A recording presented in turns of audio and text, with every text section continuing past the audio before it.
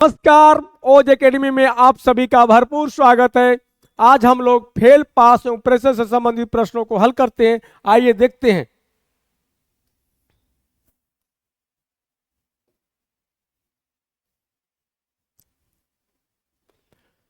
दिया गया है, एक परीक्षा में X% विद्यार्थी गणित में फेल हैं, Y% विद्यार्थी अंग्रेजी में फेल हैं तथा Z% दोनों में फेल हैं, तब परीक्षा में फेल विद्यार्थियों का प्रतिशत ज्ञात कीजिए। ऐसे सवाल अब परीक्षाओं में खूब पूछे जाने लगे हैं। तो आइए देखते हैं इसके सूत्र किस प्रकार से है। परीक्षा में फेल विद्यार्थियों का प्रतिशत, परीक्षा में फेल विद्यार्थियों का percentage is equal to X plus Y minus Z। ये आपका सूत्र है।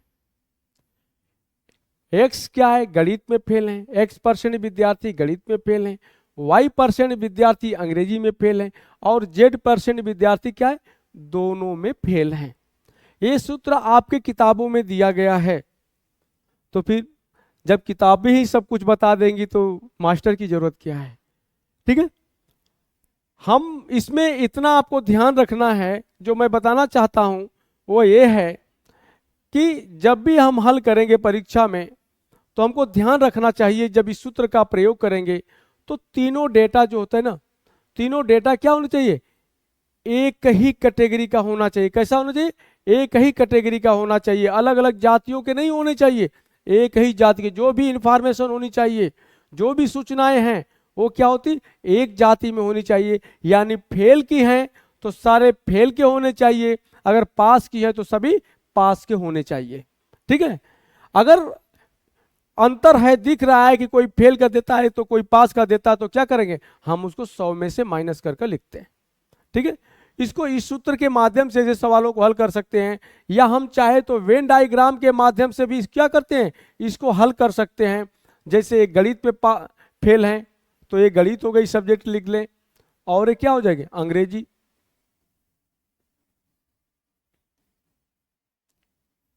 और ये जो भाग होगा ना, ये दोनों को दर्शाएगा। ये क्या होता है? X% को दर्शा रहा है, ये क्या है? Y% को दर्शा रहा है। तो क्या होगा? Z% को दर्शा रहा है। Z क्या है? ये दोनों में शामिल है, ये ध्यान रखना है। Z क्या है? दोनों में शामिल है। एक बार इधर भी शामिल है, एक बार इधर भी शामिल है। यानी ये क्या दिखाना चाहता है कि Z जो है ना, जो फेल वाले Z भाग है लोग, ये क्या दो दो बार जोड़ दिए गए हैं, तो उनको क्या करना का? एक बार क्या करना पड़ेगा? माइनस करना पड़ेगा, तब तो सही होगा। देखो आप जेड क्यों माइनस कर रहे हैं, हम यही बताना चाहते हैं कि जेड को इसलिए माइनस कर रहे हैं कि ये इस वेन डायग्राम में भी शामिल हो गया और इधर भी शामिल है। तो इसकी गिनती कितनी बार हो गई? 2 बार हो रही है। तो एक बार घटा देंगे हम, इसको माइनस कर देंगे तो क्या हो जाएगा? इतना इधर हो जाएगा, तो फिर जो बचा हुआ इधर वाला भाग हो जाएगा। तो क्या हो जाएगा? सब बराबर आएगा कि फेल कितने, पास कितने। पूरे के पूरे फेल आ जाएंगे, कितने फेल हैं। नहीं तो यहां पर क्या होता है? जेड क्या होता है? डबल बार जुड़ गया है, इसलिए यहां पर जेड को क्या करते? माइनस करते हैं। ठीक है, अभी हम आगे सवाल हल करेंगे, सब कुछ क्लियर हो जाएगा। हमारा पहला सवाल है, एक परीक्षा में 35% विद्यार्थी अंग्रेजी में फेल हैं, जबकि 30% विद्यार्थी गणित में फेल हैं तथा 15% विद्यार्थी दोनों में फेल हैं, तब परीक्षा में फेल विद्यार्थियों का प्रतिशत ज्ञात कीजिए। तो हमें फेल विद्यार्थियों का प्रतिशत ज्ञात करना है। 35% तो गणित में अंग्रेजी में फेल हैं, जबकि 30% विद्यार्थी क्या है? गणित में फेल हैं, और 15% दोनों में फेल हैं। तो पूछ क्या रहा है? तब परीक्षा में फेल विद्यार्थियों का प्रतिशत, वही सूत्र का प्रयोग हुआ। परीक्षा में फेल विद्यार्थियों का प्रतिशत यानी फेल जितने उनका परसेंटेज क्या होगा, तो क्या करेंगे हम? सूत्र क्या था मेरा? X plus Y minus Z। हमने अभी सूत्रों को देखा था। X की जगह क्या होगा? 35, और Y की जगह क्या लिखेंगे हम? 30, और Z के स्थान पर 15 लिख लेते हैं। अब इसको सॉल्व कर लेते हैं। 65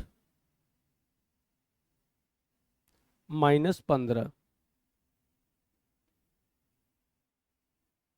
50, यानी 50%। इसको फिर हम परसेंटेज में लिखेंगे क्योंकि सारे डेटा क्या हमारे परसेंटेज में हैं। तो क्या कहेंगे हम, 50% विद्यार्थी क्या होंगे इस परीक्षा में फेल हैं। कितने फेल हैं, 50% विद्यार्थी परीक्षा में क्या होंगे, फेल होंगे।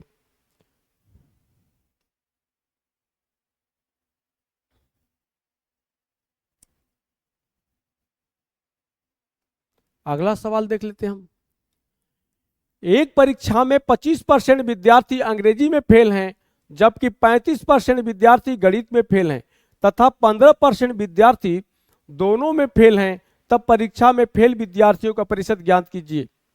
परीक्षा में फेल विद्यार्थियों का प्रतिशत, यानी फेल का परसेंटेज, फेल परसेंटेज लिख लेंगे। क्या होगा, 25% विद्यार्थी अंग्रेजी में फेल हैं, यानी x के स्थान पर क्या लिखेंगे 25 प्लस 35% विद्यार्थी गणित में फेल हैं, y के स्थान पर 35 लिख लेंगे। 15% दोनों में फेल हैं, इसको माइनस कर देंगे 15 को, यानी ये z के स्थान पर हो जाएगा। हल करते हैं। 5 5 10, 3 2 5 1 6, 60 माइनस 15 कितना हो जाएंगे 45।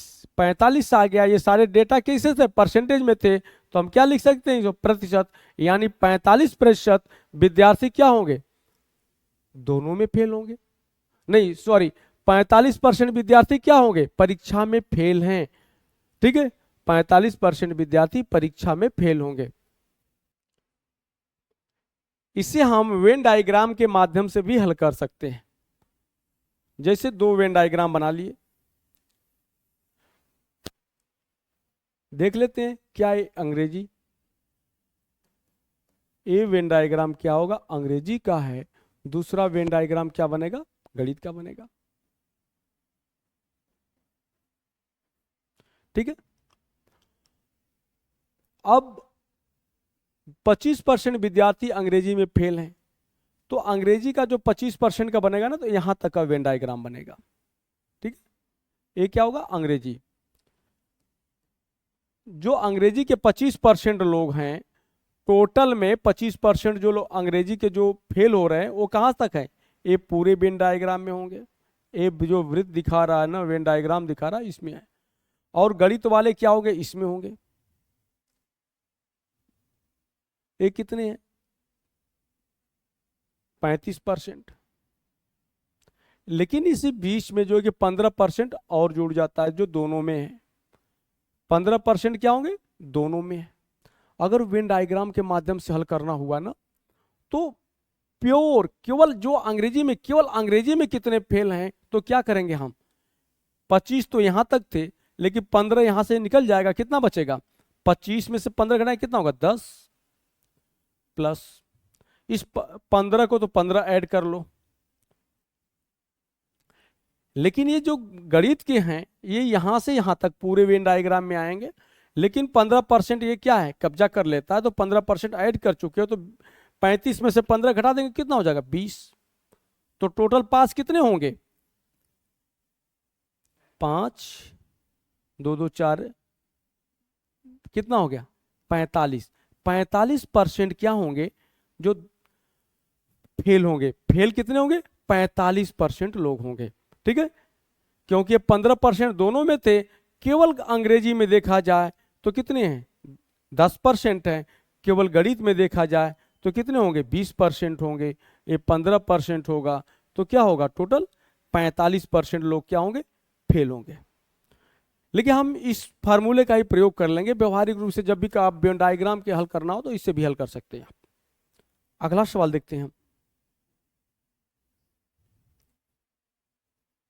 आपको जो सुविधा लगे, वेन डायग्राम के माध्यम से हल लगे या सूत्र के माध्यम से, जो भी उचित लगे उसी से हल कर लेना। ठीक है, जब सूत्र कभी भूल जाए तो वेन डायग्राम का प्रयोग कर लेना, क्योंकि वेन डायग्राम एक व्यवहारिक ढंग से हल करने का तरीका है। अगला सवाल देखते हैं। एक परीक्षा में 35% विद्यार्थी अंग्रेजी में फेल होते हैं, जबकि 42% विद्यार्थी गणित में फेल होते हैं, 18% विद्यार्थी दोनों में फेल होते हैं, तब परीक्षा में पास विद्यार्थियों का प्रतिशत ज्ञात कीजिए। अभी तक वहां पर फेल पूछा था, यहां पर क्या पूछ रहा है? पास विद्यार्थियों का प्रतिशत। इस बात को ध्यान में रखना पड़ेगा। क्या पूछा गया है? कितने प्रतिशत विद्यार्थी कितने हुए? पास हुए हैं। पहले हम फेल का डेटा हमारे पास है, इंफॉर्मेशन किसकी है? फेल विद्यार्थियों की है। तो तीनों डेटा को हम क्या करेंगे? फेल में लेंगे और इसके बाद फिर हम देखते हैं पास कैसे निकलेगा। तो क्या हो जाएगा? फेल, फेल विद्यार्थियों का प्रतिशत, फेल विद्यार्थियों,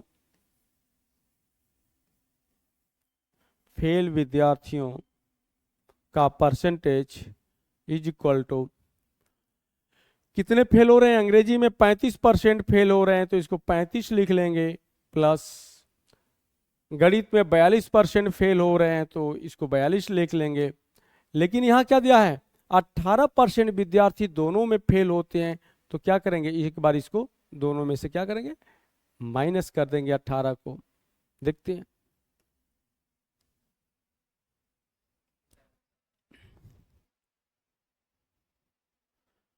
4 7 77 माइनस 18 कितना हो रहा है? ये हो गया 17, 17 में से 8 गया 9, और यहाँ बचा 6, 6 में से 1 गया 5। 59% विद्यार्थी, 59% विद्यार्थी क्या है? फेल हैं। फेल परसेंटेज में कितने होंगे? 59% विद्यार्थी फेल हैं। लेकिन पूछा क्या है? पास विद्यार्थियों का प्रतिशत, मतलब कि परसेंटेज में कितने परसेंट विद्यार्थी क्या हुए? फेल हुए हैं, नहीं पास हुए हैं। ठीक है, तब परीक्षा में पास विद्यार्थियों का प्रतिशत पूछा गया, कितने परसेंट लोग पास हुए हैं। टोटल विद्यार्थी कितने रहे होंगे? 100% रहे होंगे। टोटल कितने होते हैं? 100% रहे होंगे। तो पास परसेंटेज में निकालने के लिए क्या करेंगे? 100 में से 59% घटा देंगे, तो कितना हो जाएगा? 41% क्या होंगे? विद्यार्थी परीक्षा में पास हुए होंगे। कितने? 41% हुए होंगे, क्योंकि 100% में से 59% घटाएंगे तो कितना हो जाएगा? 41% हो जाएगा। ठीक है, यहाँ भले परसेंटेज नहीं लिखा गया है, लेकिन आप मान लेना कि परसेंटेज लिखा गया है। ठीक है, 41% विद्यार्थी क्या होंगे? परीक्षा में पास हुए हैं। अगला सवाल हम देखते हैं।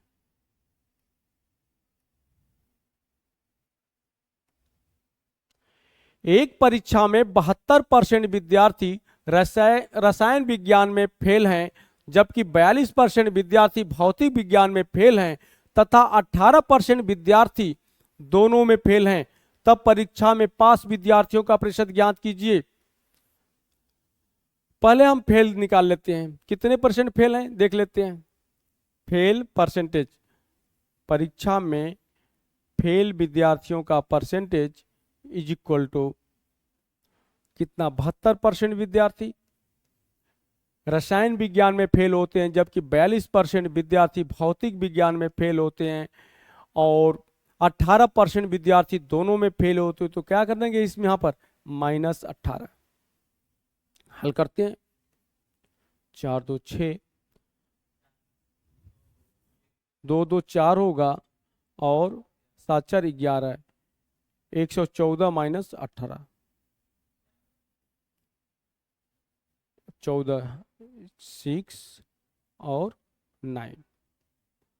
96% विद्यार्थी क्या हो रहे हैं? परीक्षा में फेल हो रहे हैं। फेल विद्यार्थियों का परसेंटेज कितना है? 96 होगा। तो पास परसेंटेज में निकालना होगा, तो क्या करेंगे आप? पास परसेंटेज में इज इक्वल टू क्या हो जाएगा? 100। टोटल विद्यार्थी कितने होंगे? 100% होंगे। उसमें से 96% को क्या करेंगे? माइनस कर देंगे। तो कितना आएगा? 4%। इस परीक्षा में केवल 4% विद्यार्थी क्या हुए होंगे? पास हुए होंगे। 96% विद्यार्थी फेल हुए थे, तो 4% विद्यार्थी परीक्षा में पास हुए होंगे, क्योंकि टोटल विद्यार्थी की संख्या क्या मानते हैं? 100% मानते हैं, 100%। अगला सवाल देखते हैं।